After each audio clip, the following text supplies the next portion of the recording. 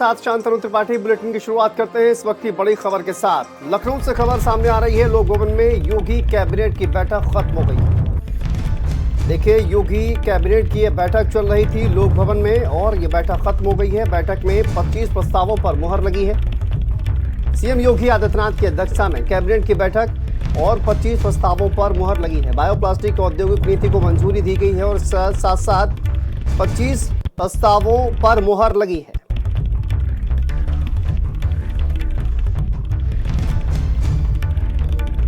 देखिए, 4000 करोड़ की UP Greece परियोजना को मंजूरी दी गई है।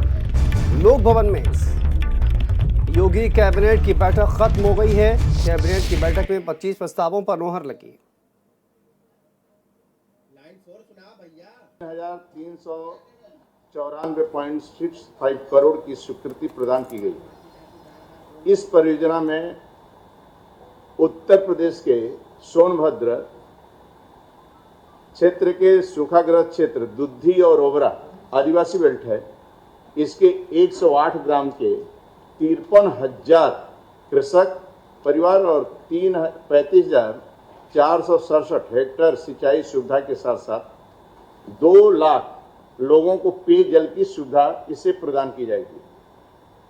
बाकी आज हमारे पास पर्याप्त पानी उसमें है। जल पेयजल के लिए भी सिंचाई नहर प्रणाली खड़ा करना है।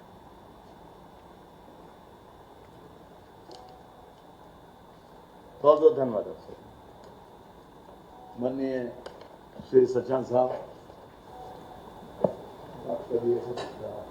सभी लोगों को, पत्रकार साथियों को नमस्कार। आज एक बहुत अहम प्रस्ताव मंत्रिपरिषद से पास हुआ है।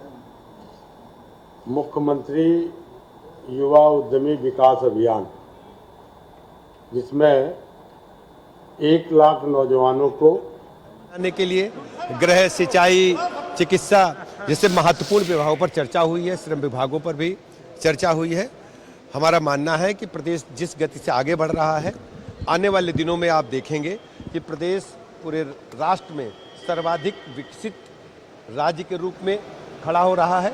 एक औद्योगिक क्रांति के रूप में उत्तर प्रदेश में व्यवस्था चल रही है और लॉ एंड ऑर्डर बेस्ट से बेस्ट अच्छा हो रहा है। आपके विभाग में कोई प्रस्ताव रखा? हाँ, हमारे चिकित्सा शिक्षा विभाग में जो KGMU है, उसके लिए हम नई भूमि ले रहे हैं जो शिक्षा विभाग से स्थानांतरित की जाए। आज अपने खिलाड़ियों और शिक्षकों को सम्मानित किया, उन्हें पुरस्कृत किया और उससे एक उत्साह बनने। देखिए, हमारी सरकार की प्रतिबद्धता है कि हम सबके उत्थान के लिए बात कर रहे हैं। तो जो अंतर्राष्ट्रीय जगत में हमारे पेरिस ओलंपिक में जिन खिलाड़ियों ने उत्कृष्ट प्रदर्शन किए थे, पदक मिले थे, उन सबको हमारी सरकार ने पुरस्कृत भी किया है और उनको सरकारी नौकरी में बड़े पदों पर लिया है, डिप्टी SP जैसे पदों पर।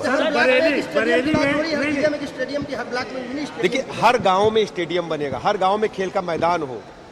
जो हमारे ब्लॉक मुख्यालय वहां पर मिनी स्टेडियम का निर्माण हो और सभी जिलों में स्टेडियम हो, उनको खेल सुविधाएं मिले और युवाओं में इस प्रकार की प्रेरणा हो कि बचपन से ही वो अंतर्राष्ट्रीय जगत में नाम रोशन करने के लिए अपने को तैयार करें। सिद्धार्थनगर का एक वीडियो वायरल हो रहा है, फीस न जमा करने की वजह से जो वहाँ के प्रधानाध्यापक हैं, सैकड़ों बच्चों को धूप में बाहर निकाल दिया। हम पता करते हैं, या मानवीय हरकत को हम बर्दाश्त नहीं करेंगे। सर, बरेली मामला है, उसको लेकर क्या कहना चाहेंगे? जिस तरीके से साईं बाबा की मूर्तियां वहां से हटाई गई, सरकार ने क्या संज्ञान लिया? हमारी जानकारी में लाया गया है। आप अभी मैं जब कैबिनेट में ले रहा था, इनपुट में बरेली के DM से लेकर के फिर बताएंगे। सर, एक बरेली में एक आज फैसला सुनाया है अदालत ने लव जिहाद को लेकर और साफ तौर पर उसने सजा दी है उम्र कैद की। कहा पाकिस्तान, बांग्लादेश जैसे हालात। देखिए, माननीय न्यायालय के निर्णय का हम सब स्वागत करते हैं और हमारी सरकार की प्रतिबद्धता है कि न्यायालय के निर्णय को हम लागू करेंगे। समाजवादी पार्टी बहुत उत्साहित है, कह रही थी मोहित खान से DNA मैच नहीं हुआ। देखिए, समाजवादी पार्टी को आप जानते हैं, उनके रग रग में अपराध को प्रमोट करने वाले तत्व उपलब्ध हैं। जब जब वो सरकार में रहे, उत्तर प्रदेश में लॉ एंड ऑर्डर पूरी तरह से ध्वस्त रहा है। गुंडे, बदमाश, लुच्चे, माफिया सरकारी संरक्षण में पले और बढ़े हैं। ये आप सब भी जानते हैं। आज मैं कह सकता हूं कि उत्तर प्रदेश से माफियाओं का पलायन हो चुका है और जो जनता है वो भय मुक्त होकर के जीवन यापन कर रही है। औद्योगिक विकास हो रहा है, व्यापारी अपना कारोबार कर रहे हैं, माताएं बहनें रात को 12 बजे भी अपने घरों से निकल करके अपने गंतव्य को जा पा रही हैं। उत्तर प्रदेश राज्य बेहतर कानून व्यवस्था के लिए जाना जा रहा है। Thank you. उत्तर प्रदेश सरकार में कैबिनेट मंत्री आशीष पटेल जी से बात करेंगे। आशीष जी,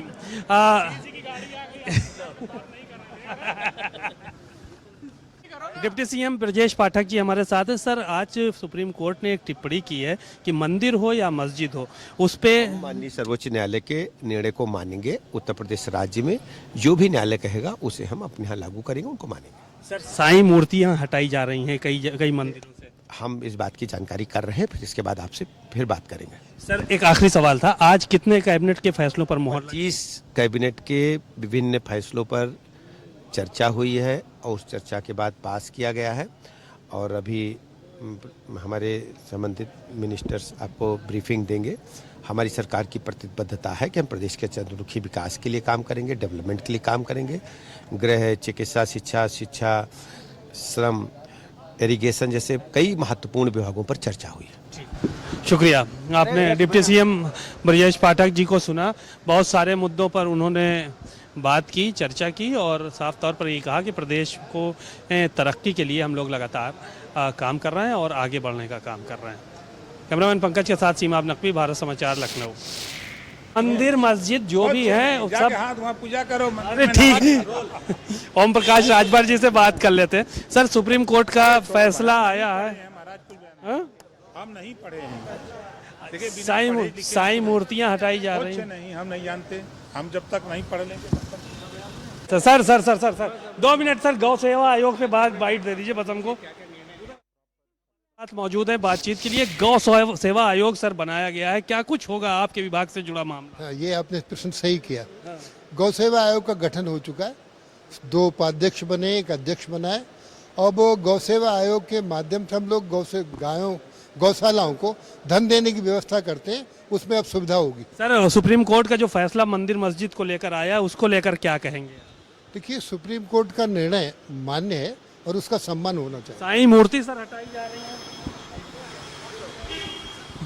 आपने सुना कि किस तरह से धर्मपाल सिंह थे, मंत्री है उत्तर प्रदेश सरकार में, उन्होंने बहुत सारी बातें कही और साफ तौर पर कहा कि कोर्ट के फैसले का हम सम्मान करते हैं। कैमरामैन पंकज निगम के साथ सीमा नकवी, भारत समाचार, लखनऊ। निशाद जी हमारे साथ मौजूद हैं बातचीत के लिए। सर, आज कैबिनेट की बैठक हुई, 25 प्रस्तावों पर कौन से अहम प्रस्ताव रहे जिन पर चर्चा? कई विद्यालयों के प्रस्ताव रहे और जहाँ विद्यालय नहीं, विश्वविद्यालय हैं, उन जिलों में विश्वविद्यालय। बिना शिक्षा के हम अच्छे विकास नहीं कर सकते हैं।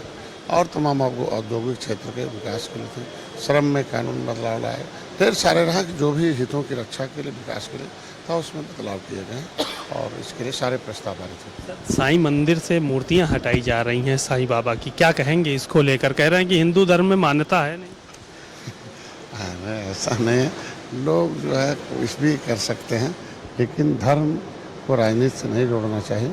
धर्म अपना अलग है, राजनीति अपना अलग। धर्म एक आधार देता है लोगों को, गलत काम करने, मतलब गलत काम न करे, मानवीय काम करे। राजनीति मानव के हित के लिए काम करता, इसलिए धर्म पर राजनीति नहीं होनी चाहिए। सर, सुप्रीम कोर्ट का जो फैसला आया है, आखिरी सवाल ये है कि मंदिर मस्जिद जो है वो निष्पक्षता के साथ सड़कों से हटाए जाए, अगर सड़क वगैरह चौड़ीकरण हो रहा है। तो बहुत ढेर सारे सड़क चौड़ी में हटाए गए जो मंदिर हैं, लेकिन मस्जिद जब हटता है तो चिल्पो मचता है, अब आप देख सकते हैं। तो इसलिए हम सुप्रीम कोर्ट के फैसले का स्वागत करते हैं। शुक्रिया। आपने सुना संजय निषाद जी को, बहुत सारी बातें कही और उन्होंने साफ तौर पर इस बात को कहा कि हम लोग सुप्रीम कोर्ट के फैसले का स्वागत करते हैं। कैमरामैन पंकज के साथ सीमा नकवी, भारत समाचार, लखनऊ। नितिन अग्रवाल जी हमारे साथ मौजूद हैं। सर, सुप्रीम कोर्ट का फैसला आया है मंदिर मस्जिद को लेकर और कहा है कि बिना भेदभाव के कार्रवाई होनी चाहिए अगर सड़क पे कोई मंदिर मस्जिद। नहीं, देखिए, माननीय उच्चतम न्यायालय का निर्णय है, इस पे कोई टीका टिप्पणी नहीं होनी चाहिए, ना मैं करूंगा। ठीक है, उनका निर्णय, सभी को सम्मान करना चाहिए, इस पे कोई राजनीति भी नहीं होनी चाहिए। माननीय उच्चतम न्यायालय ने जो भी निर्देश दिया, हम सबको पालन करना चाहिए। सर, साईं मूर्तियां हटाई जा रही हैं मंदिरों से, बनारस में कई जगह देखने को मिला, इसको किस तरह से देख रहे हैं आप? नहीं, मैं देखिए, ये विषय मेरी जानकारी में नहीं है, क्या ऐसा क्या विषय है, क्योंकि जो विषय मेरी जानकारी में नहीं, उस पर टिप्पणी करना मैं समझता हूँ उचित नहीं होगा। आपने नितिन अग्रवाल जी को सुना, उन्होंने साफ तौर पर यही कहा कि साईं मूर्तियों के बारे में उनको जानकारी नहीं है कि मूर्तियाँ क्यों हटाई जा रही। कैमरामैन पंकज निगम के साथ सीमा नकवी, भारत समाचार, लखनऊ। चलिए आगे बढ़ते हैं अगली